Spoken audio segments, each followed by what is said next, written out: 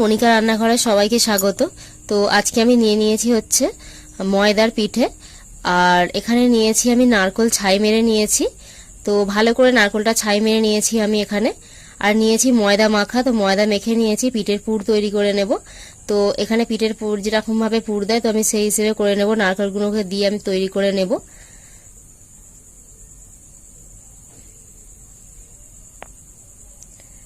তো দেখতেই পাচ্ছেন একের পর এক আমি এইভাবে তৈরি করে নিচ্ছি। তো দেখুন অনেকই হয়ে গেছে।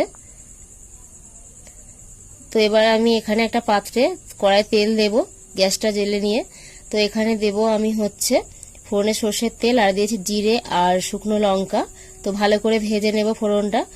ভেজে নেওয়ার পর ওর মধ্যে আমি একটু হলুদ দিয়ে দেব। তো এখানে হলুদটা ওর সাথে দিয়ে দিয়েছি। তারপরে আমি দিয়ে দেব হচ্ছে জল। তো এখানে জলটা অনেকটাই লাগবে, তো আমি জল দিয়ে দিলাম। তারপরে আমি ধুয়ে রাখা মটর ডালটা দিয়ে দেব। মটর ডালটা দিয়ে একটু খুন্তি দিয়ে নাড়াচাড়া করে দেব আমি। তারপরে এটা আমি ঢাকনা দিয়ে কিছুক্ষণ রেখে দেব, মানে যাতে এটা একটু ফুটে যায়।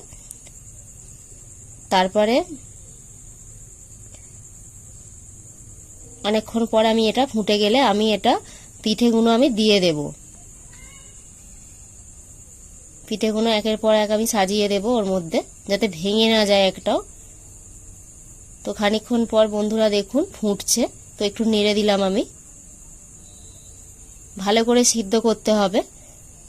নুন দিয়ে দিলাম পরিমাণ মতো। তো বন্ধুরা আমি এখানটা চিনি ব্যবহার করিনি, আপনারা চাইলে এখানে চিনিও ব্যবহার করতে পারেন যদি একটু ডালটা মিষ্টি মিষ্টি খেতে চান। তো হয়ে গেছে বন্ধুরা, এটা রেডি। তো অবশ্যই কেমন লাগলো আপনারা কমেন্টে জানাতে ভুলবেন না। তো অবশ্যই সাবস্ক্রাইব করবেন, লাইক করবেন, কমেন্ট করবেন। তো ভিডিওটা কেমন লাগলো অবশ্যই জানাতে ভুলবেন না। আজকের মতো আমি এখানেই শেষ করলাম। টাটা।